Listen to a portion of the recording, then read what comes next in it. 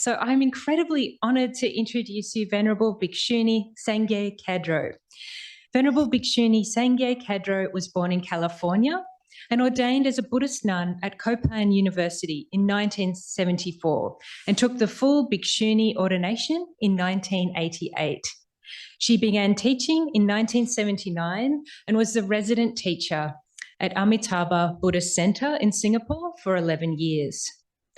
She followed the master's program at Lama Tsongkhapa Institute in Italy from 2008 to 2013 and was the resident teacher at FPMT Center in Denmark from 2016 to 2017.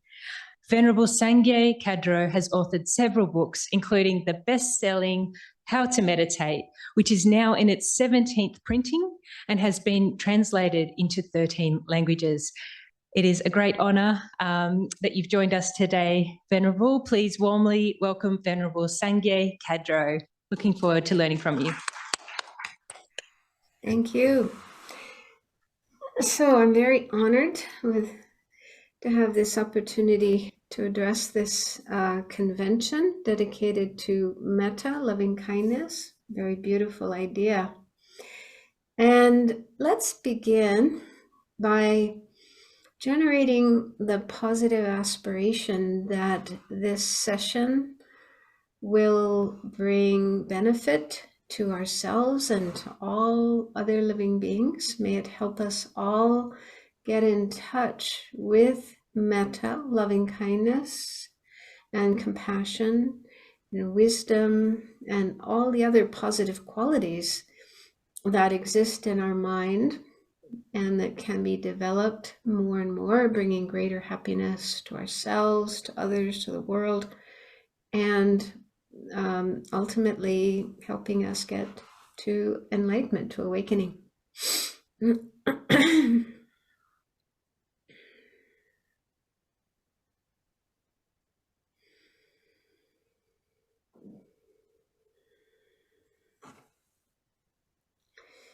Okay, so my topic is entitled Compassion for Oneself, Compassion for Others. And I'm particularly interested in this topic of compassion and also compassion for oneself. And my own experience, I started learning Buddhism just around 50 years ago. I was studying with Tibetan teachers in Dharamsala, India. And that's most of my learning of Buddhism has been with Tibetan teachers in the Tibetan tradition. And I really loved, I love Tibetan Buddhism. But in the beginning, when I first started learning, and they would talk about positive qualities like loving kindness, compassion, and so on, it was always in terms of others. May other beings have happiness and may they be free of suffering and so on. And I never really questioned that or wondered about that. But then later, during the 90s, I lived in Singapore and I was teaching there and meeting many different types of people, some Buddhists from various traditions, Theravada tradition, Chinese Mahayana, and so on. Also people studying psychology, practicing psychology, and so on. So I think during that time, I encountered this idea of developing love and compassion for oneself in addition to others. And you find this in the Theravada Buddhist tradition, also in Western psychology. And initially I was a little bit skeptical about it because I wondered, well, how come the Tibetan lamas don't talk about this? And also the idea of feeling love and compassion for yourself seemed to be somewhat self-centered, self-indulgent. So I thought, well, maybe that's not appropriate on the Buddhist path. But I think it was also around that time that I started to become aware of attitudes in myself that were anything but self-compassionate. So I think, probably most of my life, I had these thoughts of self-criticalness, self-judgmentalness, low self-esteem, and so on. So they were just so much part of me that I hardly noticed them. But it was around that time that I did start to notice how I did have these attitudes that it's almost like voices within my mind that would say critical things about myself, put myself down, even sometimes hating myself. And I also noticed that those kinds of thoughts and attitudes made me unhappy. I mean, how can you be happy when you've got this voice in your head telling you what a terrible person you are, how horrible you are? Yeah. And so they're not conducive for your own happiness and peace of mind. And I also noticed that it made it difficult to have really good, healthy relationships with others, and also made it hard for me to really have loving kindness and compassion for others. And that makes sense, because if we are self-critical and self-hateful, it's because we see things in ourselves that we don't like. We see certain traits, certain qualities, certain ways of behaving that we don't like, we don't accept. And so we're critical of those things. And so if we have that kind of attitude about those things in ourselves, then when we meet other people who have those same qualities, same traits, same ways of behaving, then, we're going to be critical of them as well. If we don't like those in ourselves, we won't like them in others. If we are critical of them in ourselves, we'll be critical of them in others. And so then that makes it very hard to have genuine compassion and love for others. We'll be critical of them instead. And so then, because of these experiences, I started to be more open to the notion of having love and compassion for oneself. But even though I could see the value of those qualities, it was hard to actually do it. Because if you have decades of experience in being self-hating and self-critical, you can't just change that overnight. And I think it was probably also around that time I heard this story of a conference, a meeting that was held with the Dalai Lama, His Holiness the Dalai Lama, who's one of my main teachers, and some Western Buddhist teachers, some of whom were also therapists, psychologists.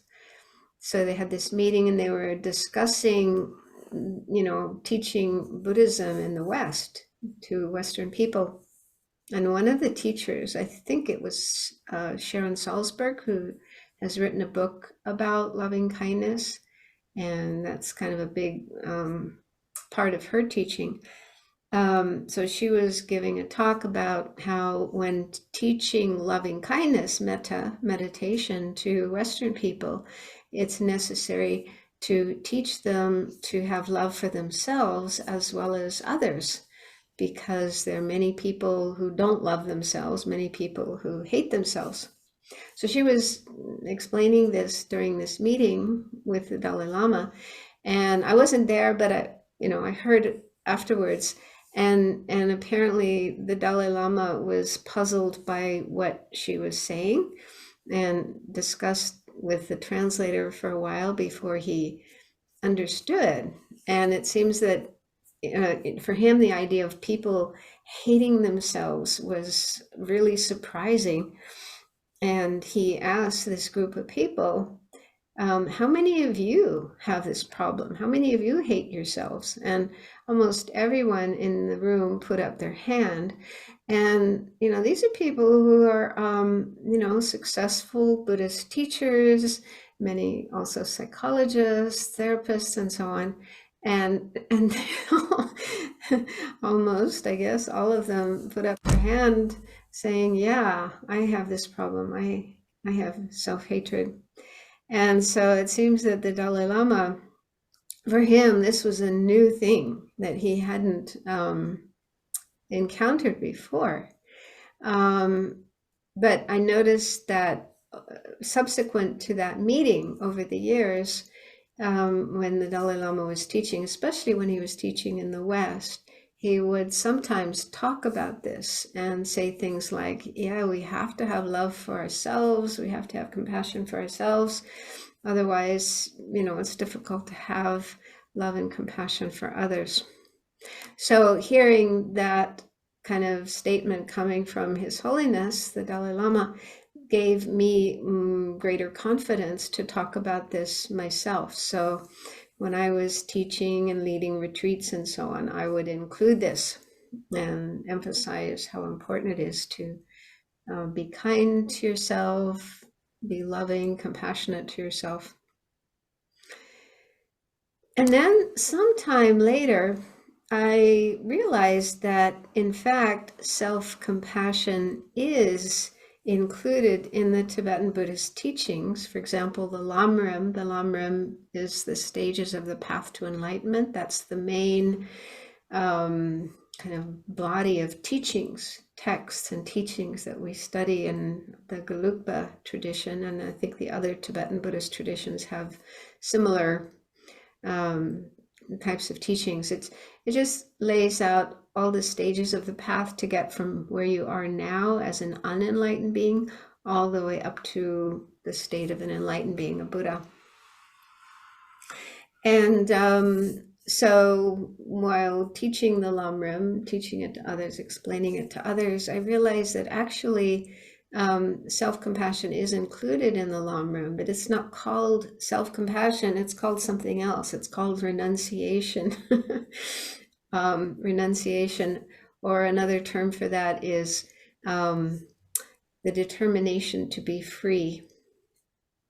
And that is the attitude where you contemplate cyclic existence, or samsara, which is, in the Buddhist view, the situation that unenlightened beings are in. Those of us who are not enlightened, those of us who are not liberated, and our minds are still caught up in confusion, ignorance, delusions, karma.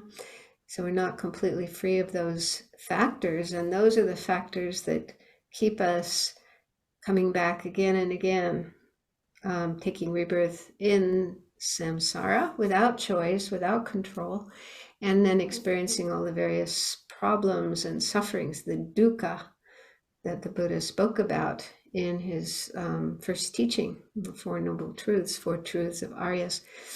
And so in the Lamrim, we meditate on this situation that we are in. We think about how here I am in samsara, and my mind is not free from confusion and ignorance and other afflictions, delusions, and I create karma.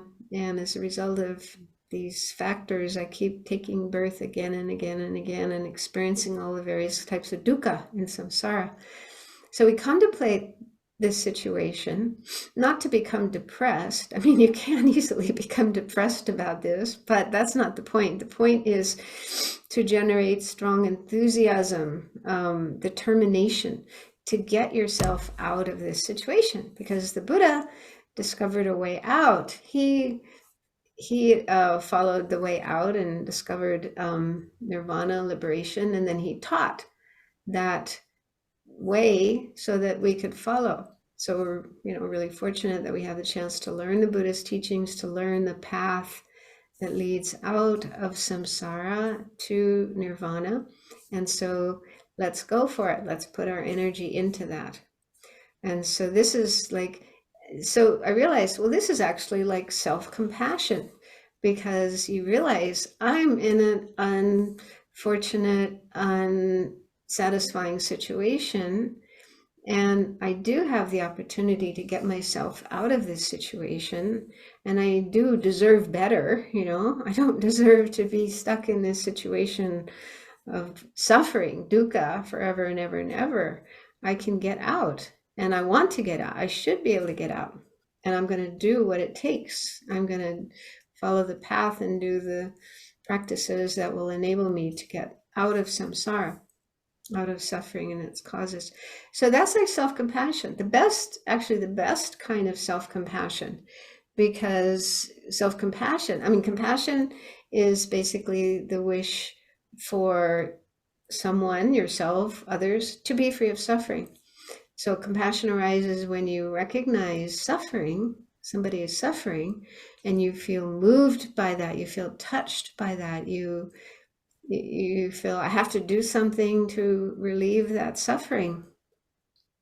And so having compassion for yourself means recognizing that you are suffering and you don't deserve to suffer. You should be free of suffering, and then wanting to do what can be done to get yourself out of suffering.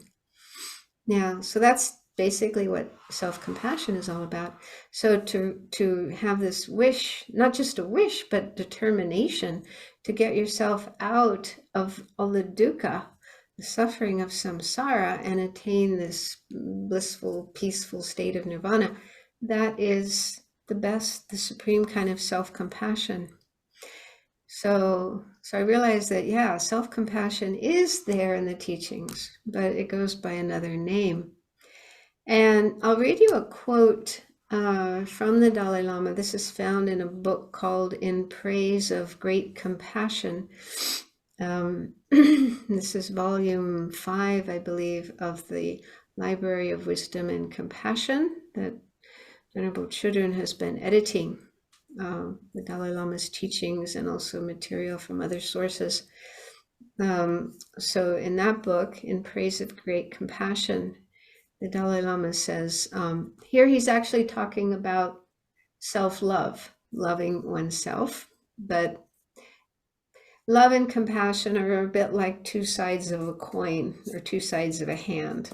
Yeah, love is wanting yourself or others to be happy, and compassion is wanting yourself or others to be free of suffering. So they kind of go together very nicely.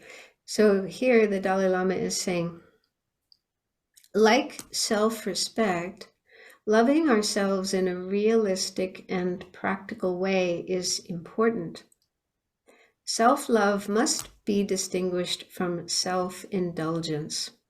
Self-indulgence is fraught with selfish attachment and leads to anxiety and guilt, whereas loving ourselves involves caring for ourselves with acceptance and kindness that are free from unrealistic expectations. We are a sentient being, and like all others, we seek happiness. Self-indulgence involves thinking we must fulfill all our worldly wishes. Self-centeredness is believing that our happiness is more important than anyone else's.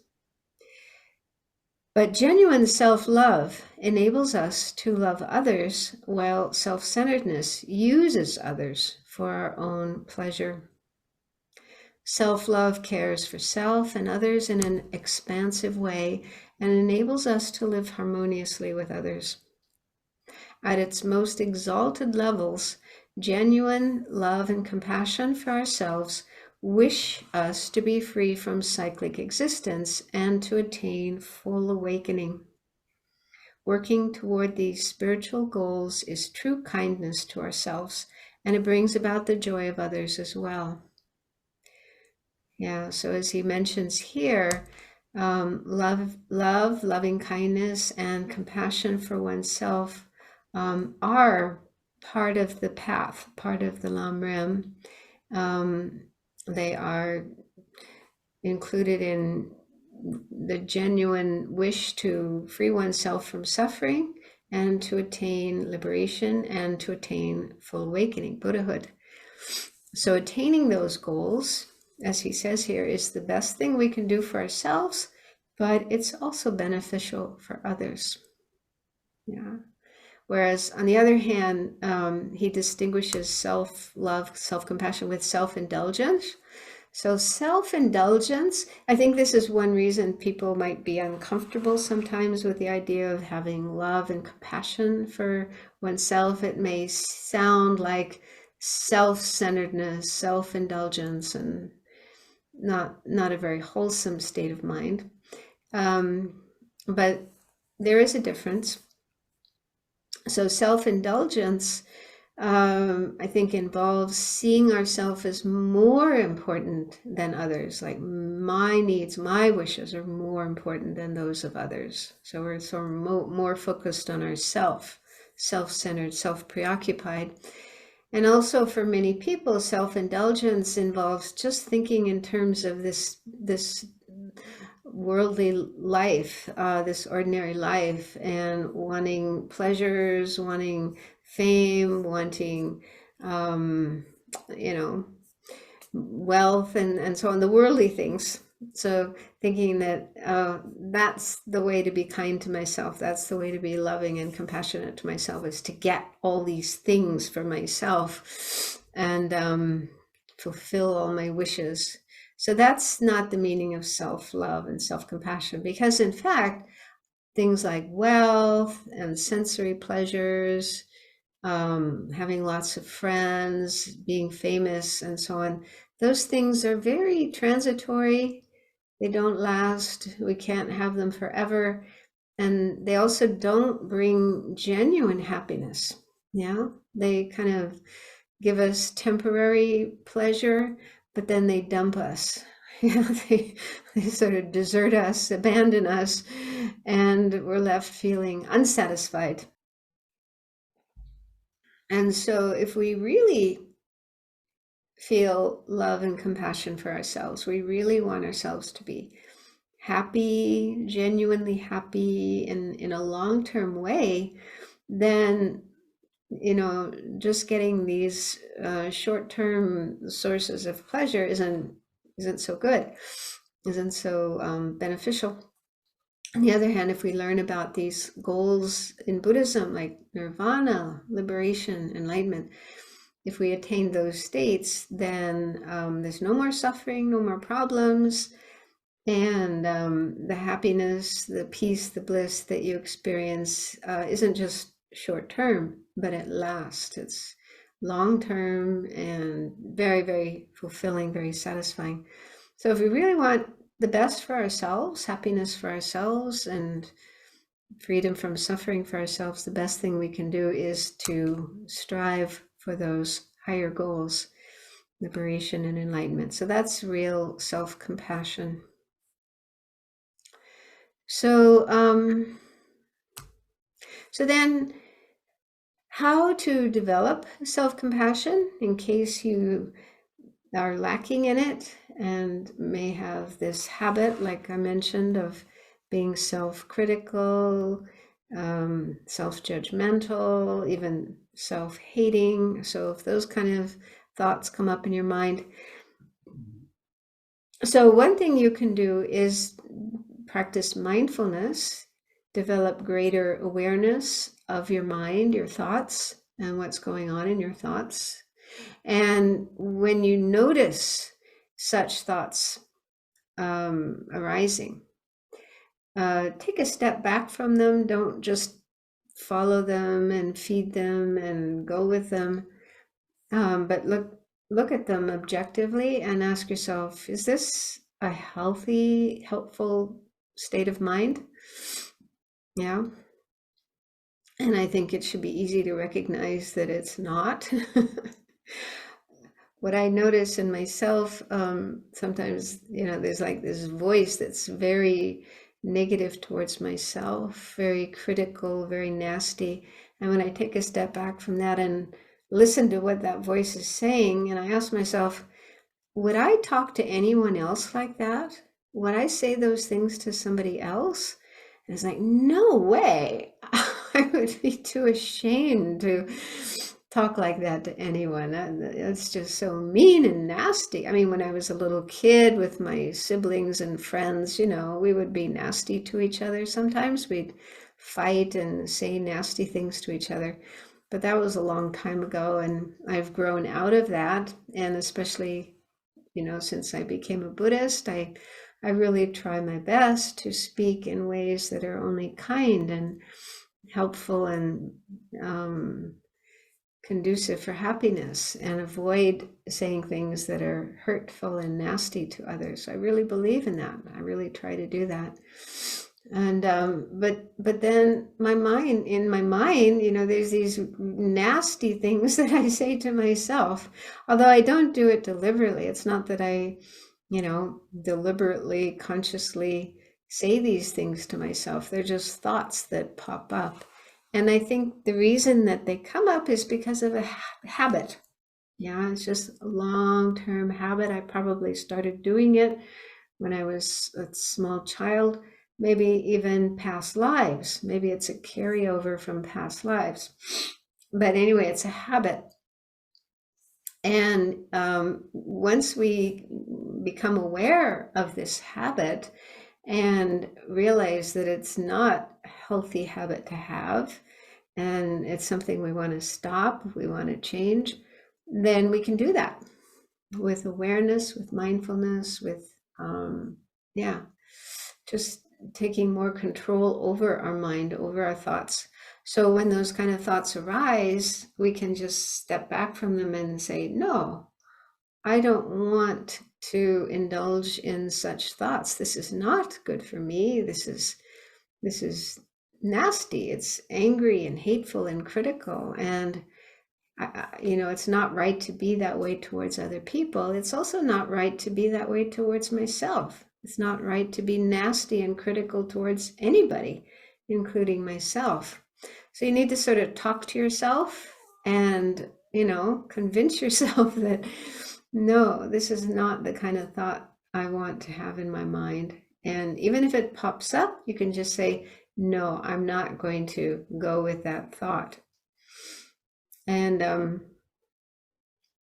it reminds me of this story. It comes from the Native American tradition. Venerable Pema Chodron shares this story in her books and teachings. And the story is of an elderly man, a grandfather, talking to his grandson and saying to the grandson that everybody has within them two wolves.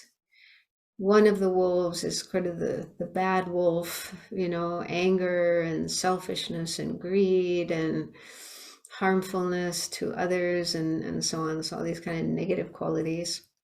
The other wolf is the good wolf, and that's all our good qualities like kindness and honesty and sincerity and generosity and so on. So all the good qualities. There's like a bad wolf and a good wolf inside of each of us. And the grandfather says, and these two wolves are fighting. They're in conflict with each other. And the little boy is like, ooh, and which one wins? Which of the wolves wins? And the grandfather said, the one that we feed. Yeah. So we do have choice. We do have some degree of control over our mind and which types of thoughts we feed, we allow to be present and proliferate and grow more and more and more. And we can also say no to certain thoughts and say, no, that type of thought, that type of attitude isn't good for me or good for anybody else, and I want to stop it. So if we recognize that self-hateful, self-critical, self-loathing kind of thoughts and feelings in our mind, that this is like the bad wolf, and we don't want to feed the bad wolf. We don't want the bad wolf to grow and take over our mind. So we don't want to feed those kinds of thoughts. And instead, in their place, we can cultivate positive thoughts towards ourselves. So, for example, in Buddhism, there's many methods for developing compassion and love.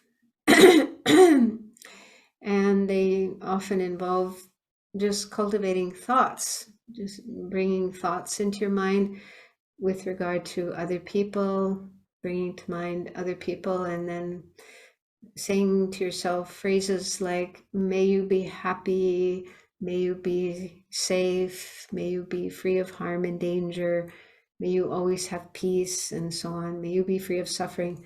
So we repeat these phrases in our mind while thinking of different individuals.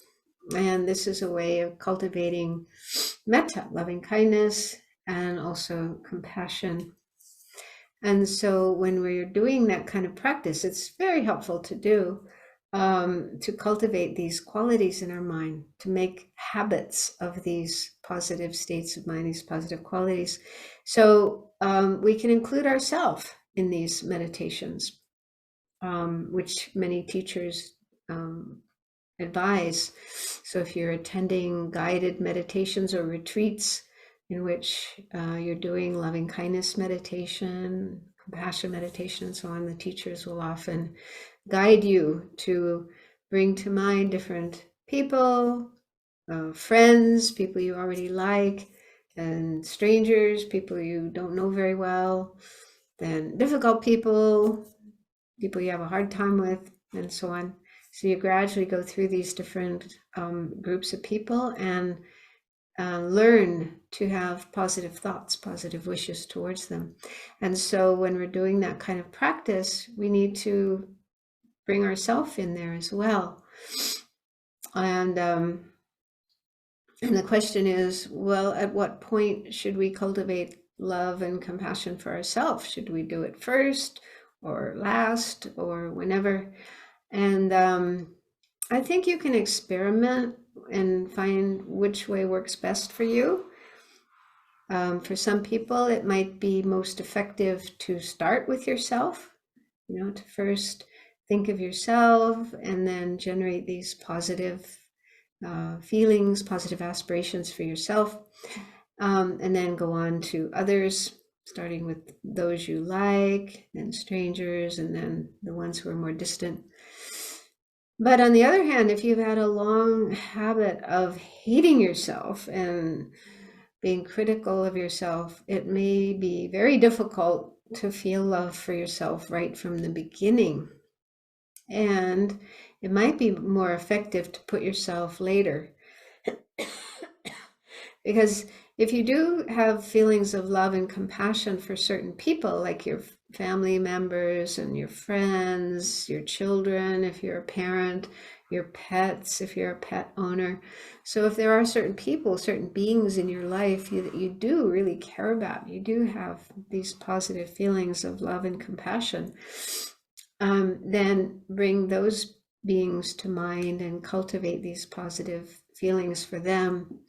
And in that way, you're bringing up those feelings in yourself, those feelings of love and compassion. You're getting in touch with them. And then after doing that for others, then if you think of yourself and remind yourself, well, I am a sentient being too. I deserve to be happy. I deserve to not suffer. So I should generate these positive feelings for myself as well. So you might find it more effective to put yourself later in the practice, but just don't leave yourself out. Another thing that may be helpful for having more love and compassion for yourself is to recall experiences where you had those feelings for others, especially for those who, when somebody makes a mistake or they show some faults, and if you really care about that person, you're willing to forgive them and continue being kind and loving to them regardless of their faults and their mistakes. So if you can remember having that experience towards one of your friends or your family members or your children or pets or whatever, then remember that experience, get in touch with that feeling, and then try to apply that to yourself. Because usually when we're angry at ourselves, it's because we see things in ourselves that we don't like. faults and mistakes and shortcomings. And so we're very impatient with ourselves and unforgiving. But if we have the experience of being patient with somebody else and forgiving, compassionate, kind towards somebody else, and if we bring that to mind and then think, okay, that's the way I want to feel towards myself as well. So get in touch with that feeling and then extend it to yourself. And also, there's an American woman named Kristen Neff, who's a psychologist and also a meditator. And she spent 10 years doing research on self-compassion and wrote a book about her findings, and it's called Self-Compassion. And it's filled with, a lot of stories, personal stories from her own life and those of others, and just the results of her research. And it really points out that self-compassion is a very important quality to have, both for our own benefit and also in our relationships. And there's a website which is just called selfcompassion.org, where you can find information and resources. And so she says, having compassion for oneself is really no different than having compassion for others. And we do all sometimes have feelings of compassion for others, especially people we care about, or when we see a small child or a small animal that's suffering and in need, then that feeling of compassion wakes up in us. So when we do have that experience of compassion for others, what happens is we notice there's suffering in that other person, that being.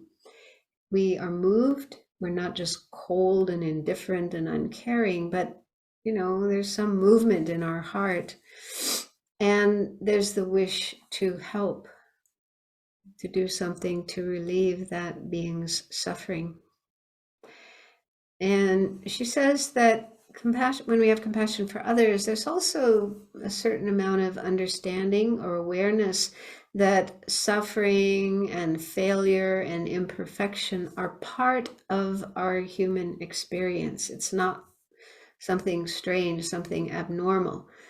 Yeah, that everyone goes through difficulties, everyone has failures and imperfections and so on. So that's also a very important part of compassion.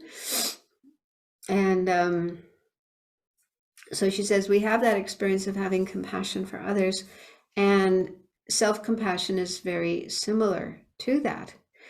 And she talks about 3 elements of self-compassion. So the first is being kind and understanding towards yourself, instead of mercilessly judging and criticizing yourself for various inadequacies or shortcomings. After all, who said you were supposed to be perfect? So sometimes we do have this attitude, like towards ourselves, you should be perfect. You should never make any mistake. You shouldn't have any faults at all. If you do have faults, oh, you're just so horrible. You're so bad. So it's like we're, very unfair to ourselves. Like, who says we have to be perfect? We're not Buddhas. We aspire to become like the Buddha, but we're not there yet. And so if we're not yet a Buddha, then it's only natural that we have shortcomings and faults and imperfections. So yeah, we shouldn't put ourselves down for that. So that's the first quality. And then the second one is understanding that having problems and imperfections, unwanted traits, is part of our situation as human beings. So yeah, all human beings have these aspects of their life: problems, difficulties, imperfections, failures, mistakes. So it's just part of being human, living in this world. So maybe if you watch your mind, you might notice having the thought, everyone else is okay. I'm the only one who's like this. Nobody else has this problem except me. Have you ever noticed that in your mind towards yourself? And yeah, it's so unrealistic. Yeah. But this is what our mind does sometimes. So we need to not just blindly follow what our mind says, but we need to investigate if it's correct or not, if it's true or not. And if we find that some thoughts we have in our mind are not correct, not true, we shouldn't follow them. Okay, one more point, and then I'll stop. The third element of self-compassion, she says, is it requires taking a balanced approach to our negative emotions so that feelings are neither suppressed nor exaggerated. So we have to be realistic about what's going on in our mind, not pretend we're not angry when we are.